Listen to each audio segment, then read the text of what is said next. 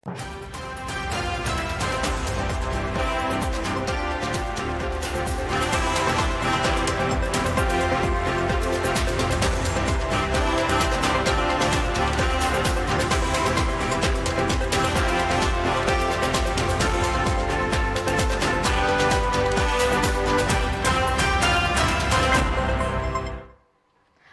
Sumatera Utara, selamat sore pemirsa. Untuk memperbaharui informasi Anda seputar Sumatera Utara.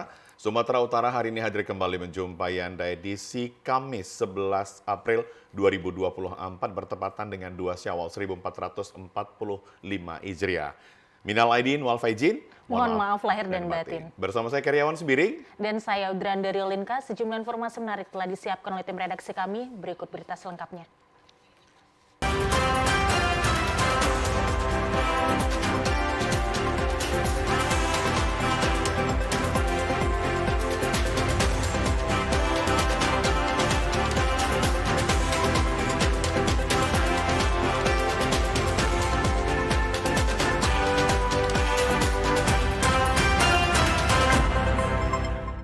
Kami awali dari berita yang pertama, pemirsa. Warga Kecamatan Medan Belawan kemarin merayakan Hari Lebaran di atas pasang air laut. Banjirop yang menggenangi rumah dan jalan raya ini menyulitkan masyarakat untuk bersilaturahmi.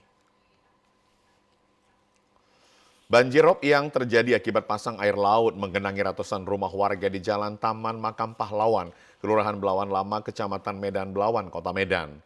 Pasang air laut naik terjadi pada pukul 2 siang mencapai ketinggian 30 cm, menghambat aktivitas warga yang akan bersilaturahim ke rumah sanak saudara. Masyarakat sekitar memarkirkan sepeda motor di areal yang lebih tinggi agar tidak terkena banjir. Selain itu, warga berupaya menguras banjir yang masuk ke rumah untuk menghindari kerusakan barang-barang berharga lainnya.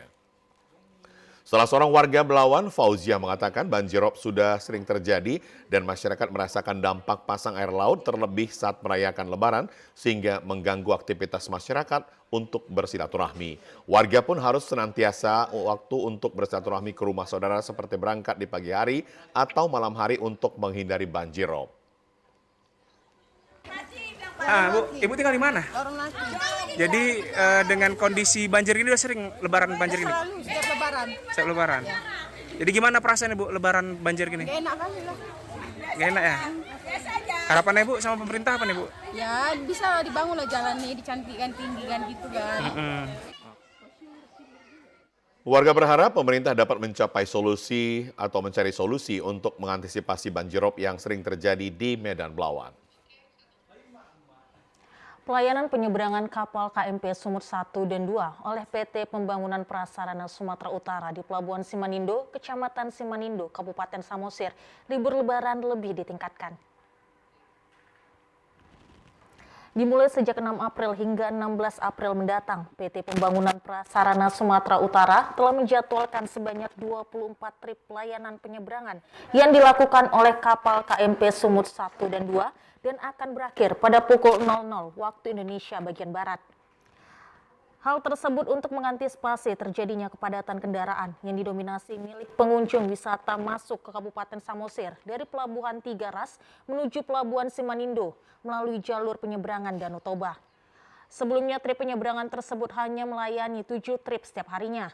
Sementara penyeberangan kapal melalui jalur perairan Danau Toba dari Tiga Ras menuju Simanindo dan sebaliknya masih berjalan lancar dan tidak ada gangguan.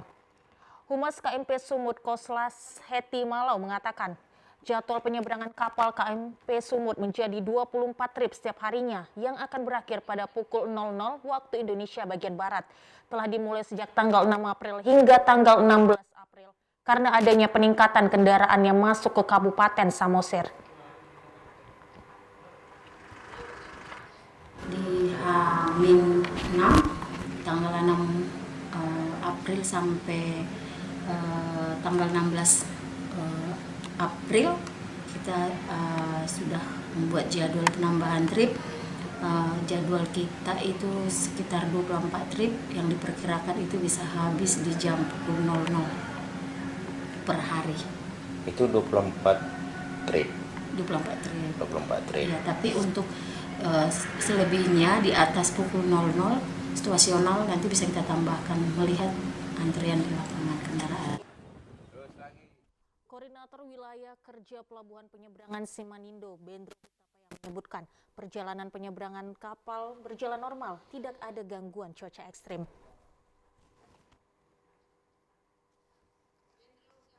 Ini masih dibilang cuacanya itu normal, belum ada gangguan-gangguan apapun istilahnya masalah situasi cuaca yang ekstrim. Masih dikategorikan normal, artinya cuaca itu aman. Pemirsa, pawai takbir Idul Fitri 1445 Hijriah di kota Gunung Sitoli kemarin diikuti ratusan pengendara dan warga pejalan kaki.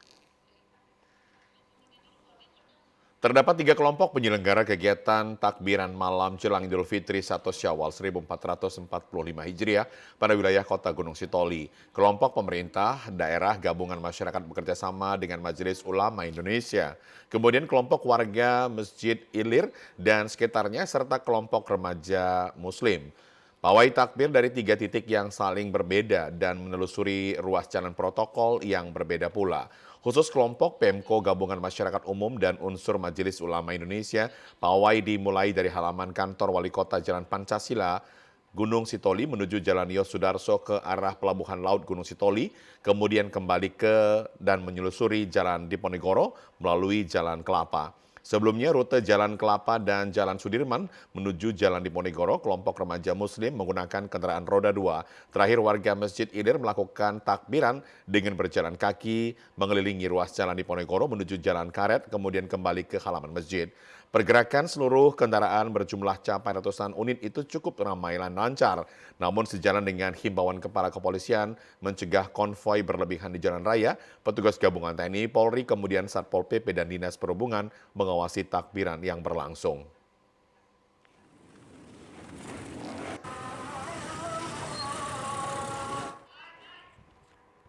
Pelaku perjalanan mudik dalam rangka Idul Fitri 1445 Hijriah diminta mempertahankan kesehatan tubuhnya agar dapat selamat sampai tujuan tanpa gangguan kesehatan dan keamanan.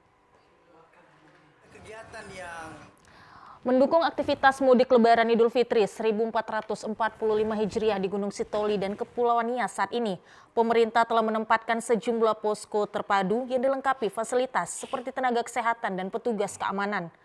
Khusus urusan kesehatan menjadi sangat penting diperhatikan semua pihak. Pada pospam terpadu yang ditempatkan di Pelabuhan Gunung Sitoli misalnya, setiap hari melayani pemeriksaan kesehatan penumpang maupun petugas itu sendiri, seperti pemeriksaan tekanan darah dan kadar gula darah yang disertai dengan pemberian obat-obatan secara gratis sesuai ketentuan.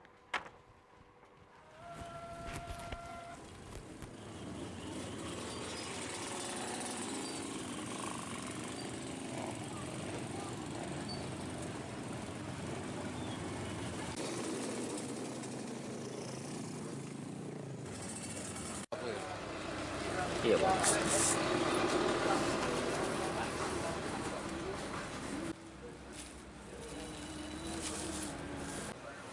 Tiga kegiatan yang melaksanakan kegiatan takbir.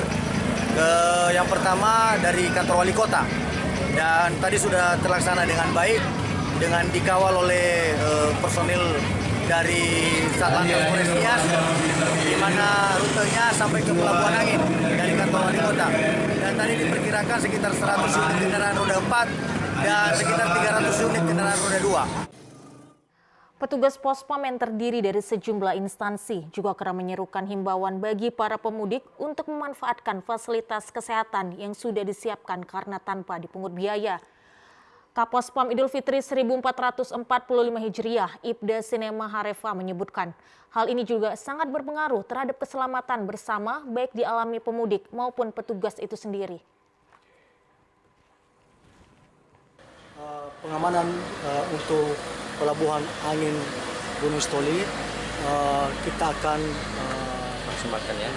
bertebal, dan ini tetap kami standby di sini, pihak kepolisian, pihak TNI, pihak Dinas Perhubungan, Satpol, dan juga petugas dari kesehatan selalu mendampingi APP, dan begitu juga tetap standby Basarnas.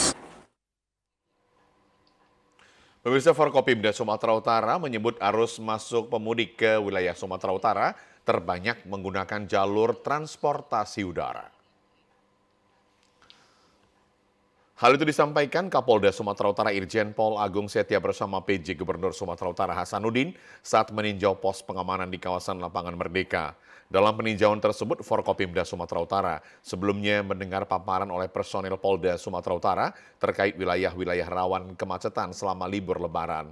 Usai mendengarkan paparan, para pimpinan Forkopimda Sumatera Utara memberikan bingkisan terhadap para perwakilan personil mulai dari Dinas Perhubungan, TNI, Satpol PP, dan polisi. Juga dari Forkopimda memantau kegiatan masyarakat secara keseluruhan di Provinsi Sumatera Utara dalam rangkaian kegiatan menyambut Idul Fitri. Dan juga kami himbau agar tetap menjaga situasi yang damai, menjaga keamanan dan kesiapan yang lain. Saya tolong disebarluaskan oleh rekan-rekan media untuk selalu menjaga ketentraman dan kenyamanan dalam pelaksanaan Idul Fitri. Kapolda Sumatera Utara Irjen Pol Agung Setia mengatakan kedatangan masyarakat yang masuk ke wilayah Sumatera Utara dalam rangka mudik Lebaran terpantau banyak menggunakan transportasi udara yang mencapai 15.000 lebih. Agung menyebut untuk mengantisipasi kepadatan kendaraan yang datang, pihaknya melakukan rekayasa lalu lintas karena menurut data yang diperoleh kendaraan yang banyak melintas dari Riau ke arah Kota Medan. Dan untuk situasi Kamtibmas di Kota Medan sendiri berjalan aman dan kondusif. Kita melaksanakan rekayasa lantas terkait dengan padatnya arus dari Riau menuju ke arah Medan, terutama di Labuan Batu, Asahan, Batu Bara.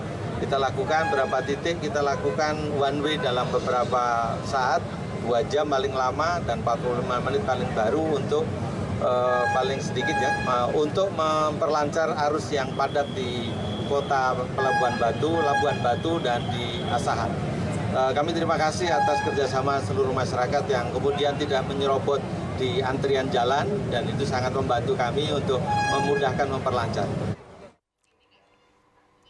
Pemirsa, kami akan segera kembali dengan sejumlah informasi lainnya. Tetaplah bersama kami di Sumatera Utara hari ini.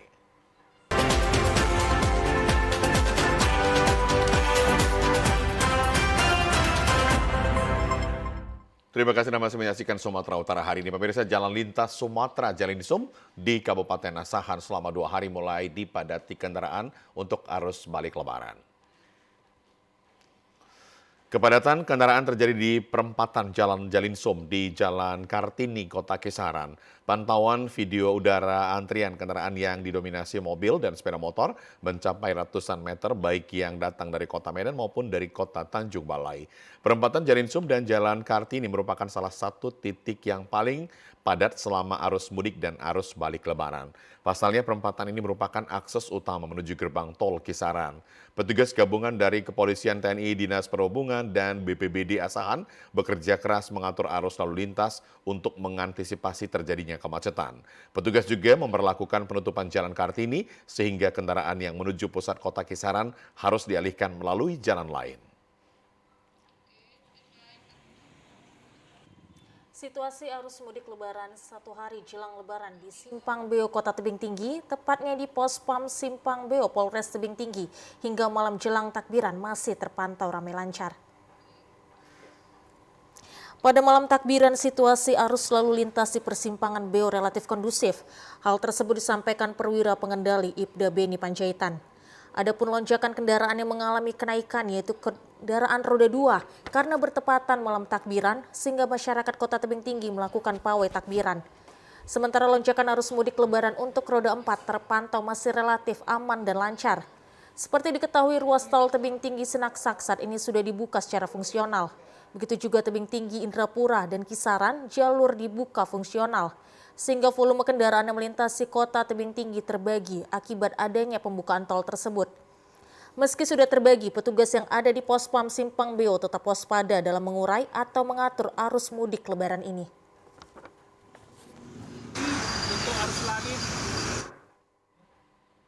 Pemirsa, dalam rangka menyambut Idul Fitri 1445 Hijriah, pemuda-pemudi Desa Kebun Kelapa, Kecamatan Secanggang, Kabupaten Langkat menggelar lomba pawai takbir keliling kampung.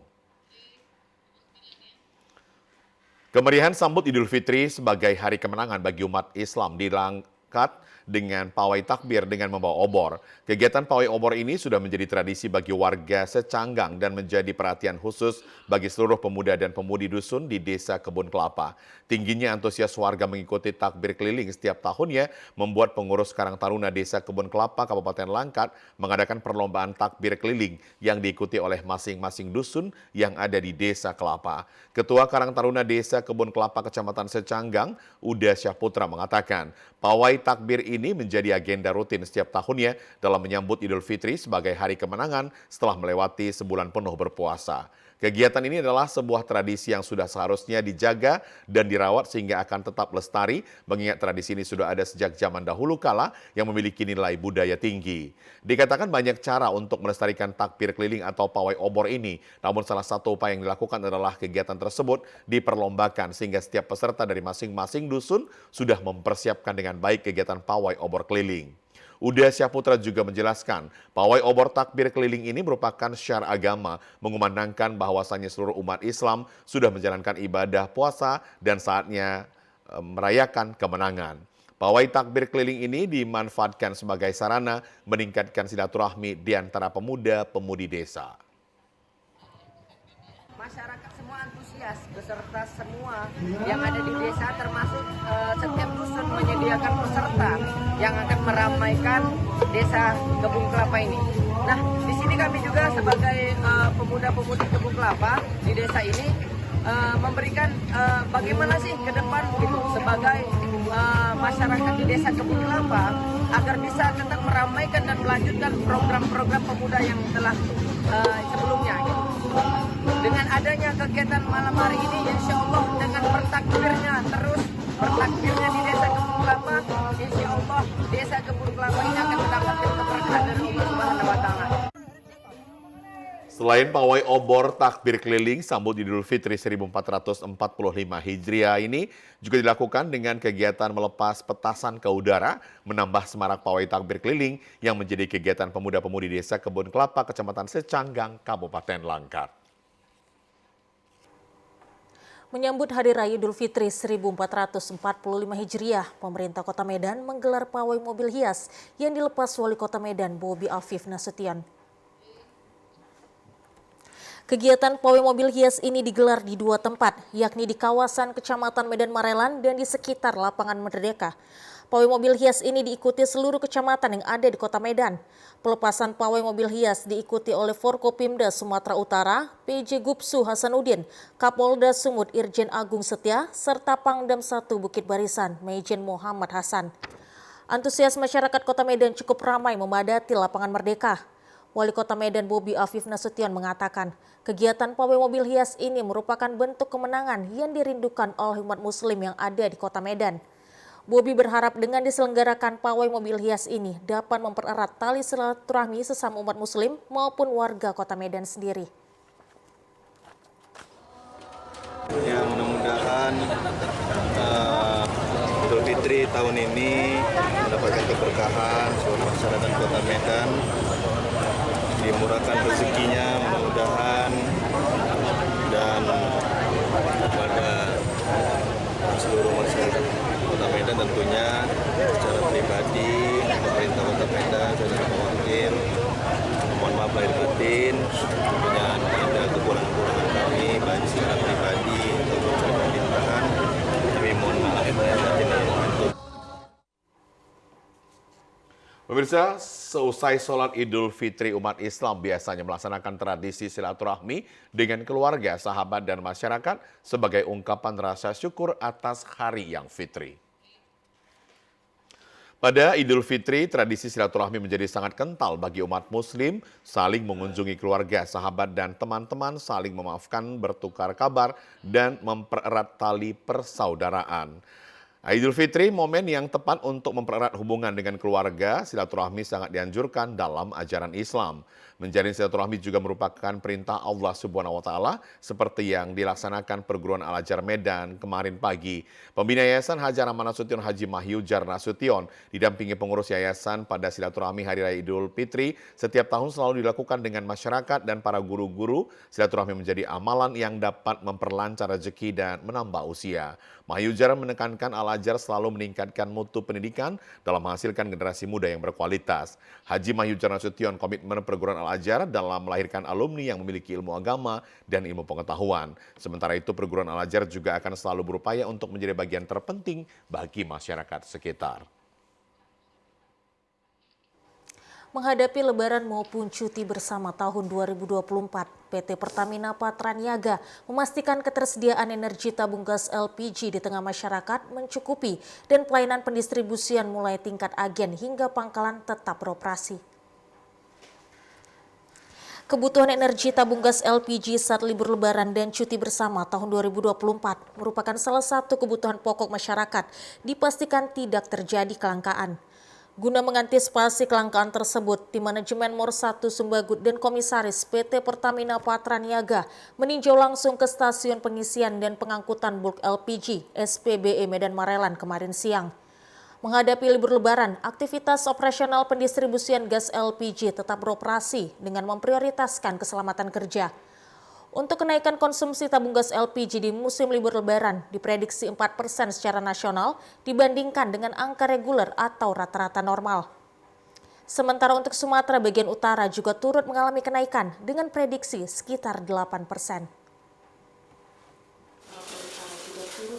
Kami memastikan berdasarkan kondisi pemantauan di lapangan pada hari ini, memastikan bahwa kondisi LPG sangat cukup memadai untuk mengantisipasi perayaan Lebaran, termasuk juga nanti libur cuti bersama. Kenaikan yang kita perkirakan secara nasional untuk LPG pada saat nanti Lebaran, prediksinya kurang lebih naik 4% dibandingkan dengan angka reguler atau rata-rata normal, itu khusus untuk nasional. Kalau untuk Sumatera bagian utara, ini kurang lebih sekitar 8%. Upaya kebutuhan ketersediaan energi BBM dan LPG dilakukan PT Pertamina untuk masyarakat diharapkan dapat terpenuhi dengan baik di saat libur Lebaran tahun 2024. Informasi menarik lainnya akan kami hadirkan sesaat lagi. Tetaplah bersama kami di Sumatera Utara hari ini.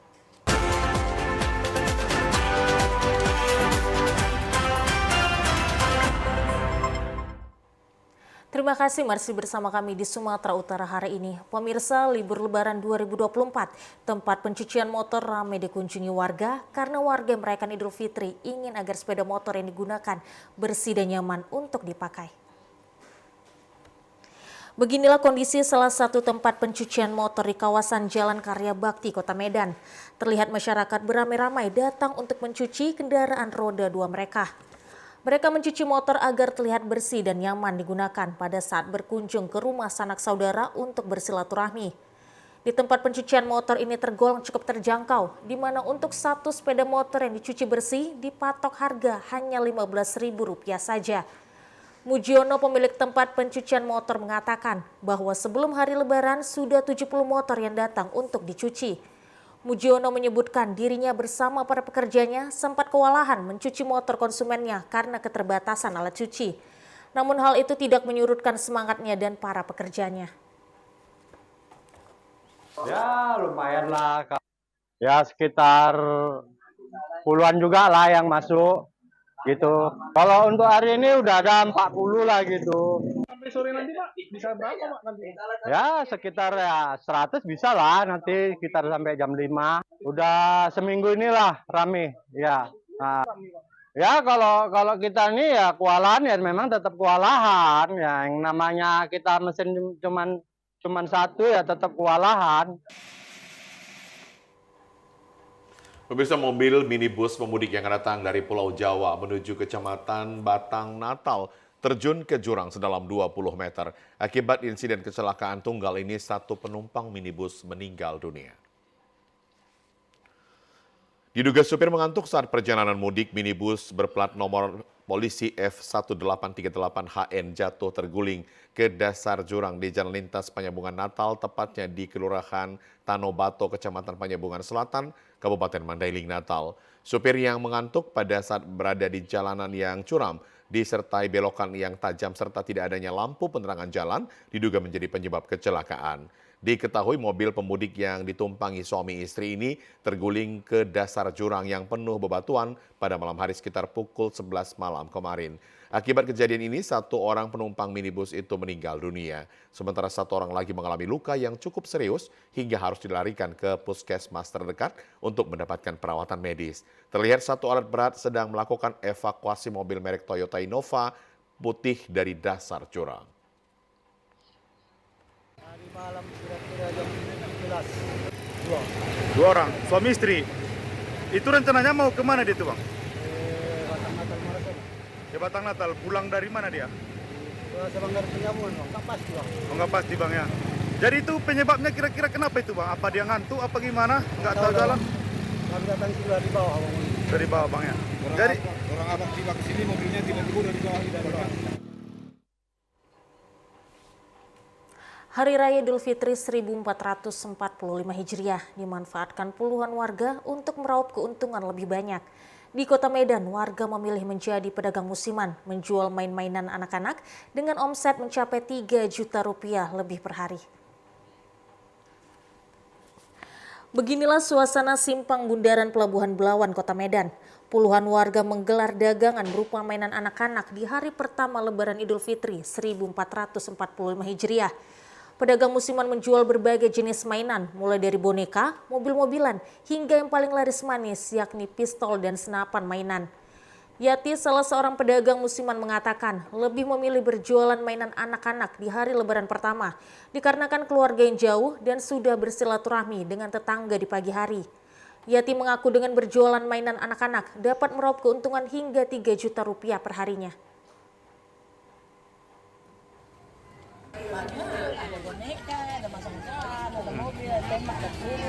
Yang paling laris apa, Bu? Senapan. Oh, senapan tembak-tembakan. Gimana, Bu? Punya. Gimana, Bu, penjualan sampai hari ini gimana? Karena dengan hujan tadi, Wah. kurang orang tadi. Biasanya rame, ini karena hujan yang tadi agak dari pagi sampai jam 8 baru berhenti. Banjir juga nih ya? Banjir rob ya, pasang. Para pedagang berjualan mainan anak-anak ini hanya 3 hari saja, di Lebaran pertama, kedua, dan ketiga. Namun banjir rob yang terjadi di awal Idul Fitri ini membuat omset berkurang jika dibandingkan dengan tahun sebelumnya. Pemirsa, seorang ayah di Kota Medan tega membekap bayi kandungnya dengan bantal hingga menangis histeris. Aksi keji sang ayah ini viral usai videonya tersebar di sosial media. Sebuah video viral memperlihatkan aksi seorang pria yang merupakan seorang ayah tega membekap seluruh tubuh hingga wajah bayi kandungnya menggunakan bantal di kediamannya di Jalan Besi Ujung, lingkungan 9, Kelurahan Tanah 600, Kecamatan Medan Marelan, Kota Medan. Dalam video yang tersebar luas di media sosial tersebut, pelaku berinisial MR 28 tahun membekap dan menindih bayi dengan bantal hingga bayinya menangis histeris dan nyaris tewas. Kanit Perlindungan Perempuan dan Anak Satreskrim Polres Pelabuhan Belawan, Ibda Rostati Sihombing mengatakan, modus sang ayah membekap bayinya berawal dari bercanda lantaran bayinya terus menangis. Sang ayah menyuruh istrinya merekam aksinya menutup wajah dan menindih sang bayi dengan bantal. Sang istri yang tidak terima mengirimkan video tersebut ke orang tuanya hingga viral di media sosial. Dari hasil pemeriksaan yang kita lakukan, modusnya itu dikarenakan dia kesal terhadap si bayi dikarenakan menangis. Nah, pada saat itu istrinya menyuruh suaminya ini untuk menjaga dan mendiamkan si anak. Jadi untuk istrinya sendiri pada saat ini kebetulan masih menyusui dan bayinya masih 2,5 bulan. Kita jadikan masih dalam saksi dan tetap akan wajib lapor di Polres Pelabuhan Belawan.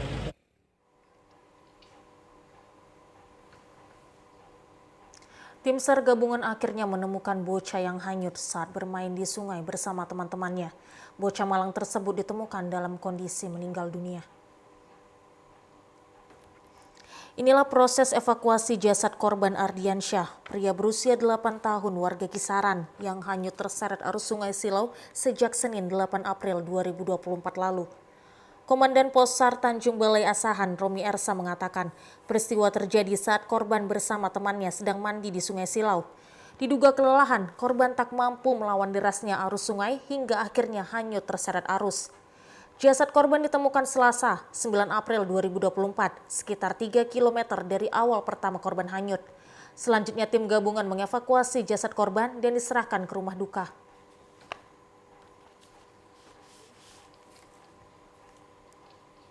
Pemirsa, berikut informasi perakiraan cuaca di sejumlah daerah di wilayah Sumatera Utara dari Badan Meteorologi, Klimatologi, dan Geofisika wilayah 1 Medan berlaku pada hari Jumat 12 April 2024 berikut ini. Halo Sobat BMKG, senang sekali saya Lestari Irina Purba, perakiraan BBMKG wilayah 1 Medan, menyapa Sobat BMKG dimanapun berada untuk menyampaikan update informasi perakiraan cuaca dan titik panas untuk wilayah Sumatera Utara untuk hari Jumat 12 April 2024. Pagi hari cuaca diperkirakan berawan dan berpotensi hujan ringan di wilayah Kepulauan Nias dan sekitarnya.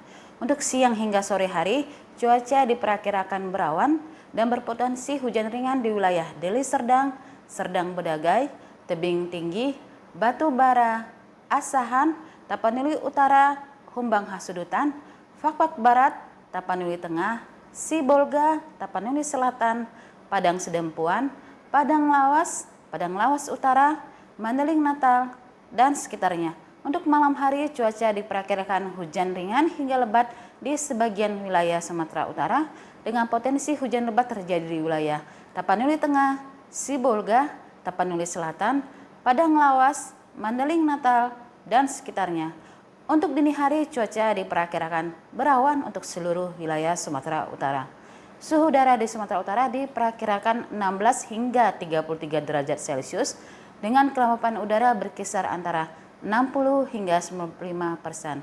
Arah angin bertiup dari arah timur laut hingga timur dengan kecepatan angin 10 hingga 30 km per jam. Tidak adanya titik panas yang terpantau pada tanggal 10 April 2024. Dihimbau kepada masyarakat yang berada di wilayah pantai barat dan pegunungan Sumatera Utara untuk waspada adanya potensi hujan sedang hingga lebat yang dapat mengakibatkan banjir, longsor, dan angin kencang serta bencana hidrometeorologis lainnya. Demikian perakiraan cuaca untuk hari Jumat 12 April 2024. Selamat Lebaran dan sampai jumpa. Pemirsa, kami akan segera kembali dengan sejumlah informasi lainnya. Tetaplah bersama kami di Sumatera Utara hari ini.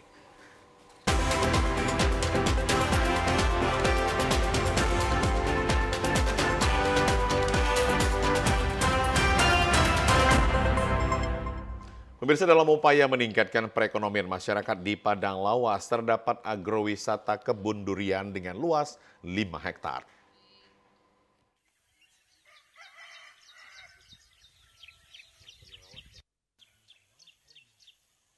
Ini mulai populer di Kabupaten Padang Lawas dalam upaya memajukan wisata agro sebagai upaya peningkatan ekonomi masyarakat.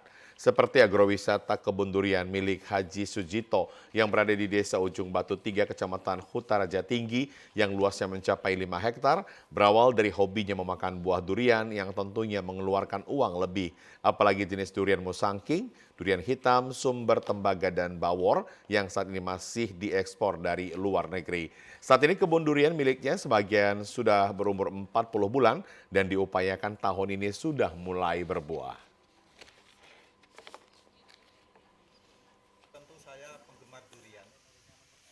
Itu saya kalau makan durian harus membayar yang lebih mahal, artinya durian musangking maupun oce yang memang masih impor dari Malaysia dan Thailand, sehingga saya berpikir kenapa saya nggak menanam sendiri. Artinya saya ingin menanam sendiri dan saya datangkan ini bibit dari Pulau Jawa nih Mas, dari Kemeranjan, Jawa Tengah. Mas Wati. Wisata alam Arung Jeram memiliki daya tarik tersendiri, mulai dari sejuknya air sungai dan pemandangan yang indah, serta alam sepanjang sungai membuat kian banyak wisatawan ingin mencoba wisata yang menguji adrenalin ini.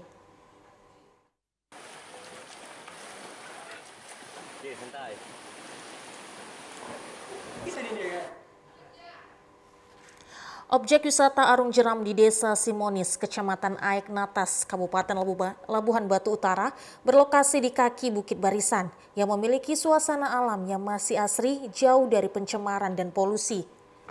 Wisata Arung Jeram ini dapat dinikmati semua kalangan dengan fasilitas yang masih dalam kategori standar. Yang membuat wisata Arung Jeram ini semakin diminati wisatawan lokal karena masyarakat di kawasan sungai sangat mendukung adanya wisata tersebut dengan memberikan pelayanan yang baik kepada setiap pengunjungnya. Kepala Desa Simonis Amrul Delimunte mengatakan, selain objek wisata Arung Jeram, di lokasi ini juga terdapat sebuah goa alami yang dapat dijadikan para wisatawan untuk mengabadikan foto. Potensi wisata alam yang terdapat di Desa Simonis ini dianggap memiliki prospek yang cerah untuk meningkatkan geliat kepariwisataan sekaligus mampu meningkatkan pendapatan masyarakat. Kepala desa berharap agar seluruh masyarakat dapat menjadikan Desa Simonis menjadi citra pariwisata yang menyenangkan sehingga sangat indah. Hutannya masih asri, belum dirusak, masih alami. Sehingga kalau kita melakukan perahu rafting itu sangat sejuk sekali, mencuci mata kita yang sangat indah kiri kanan sungai ini. Harapan kita mudah-mudahan wisata alam yang ada di desa kita ini menjadi salah satu spot wisata yang dikunjungi oleh banyak orang, baik itu di Kabupaten Labura, Kabupaten lain, bahkan kalau bisa Nusantara dan dunia. Kepala Bidang Olahraga Dispora Joni Ramses Manjuntak mengatakan adanya potensi objek wisata Arung Jeram ini, Pemkab memberikan pelatihan kepada warga sebagai pemandu Arung Jeram. Jika warga sudah memiliki keahlian dalam skipper, akan mampu memberikan rasa aman dan nyaman kepada setiap pengunjung yang ingin menikmati wisata Arung Jeram. Objek wisata Arung Jeram ini diharapkan dapat memberikan peluang dan kesempatan berusaha bagi masyarakat sekitar.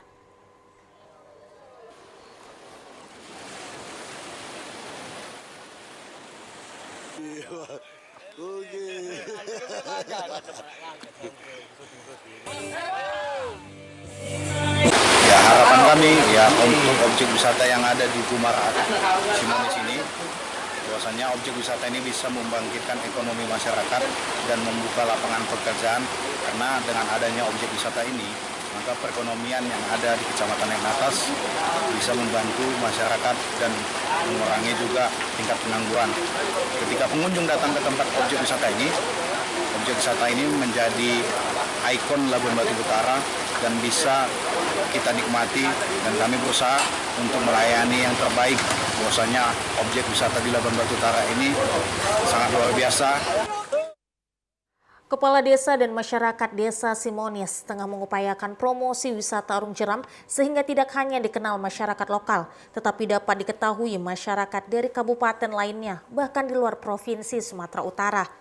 Selain keramat tamahan yang dianggap penting, menjaga kebersihan dan keindahan merupakan cara untuk menjadikan Desa Simonis lebih memiliki magnet untuk mengajak wisatawan menikmati Arung Jeram dan keindahan alamnya.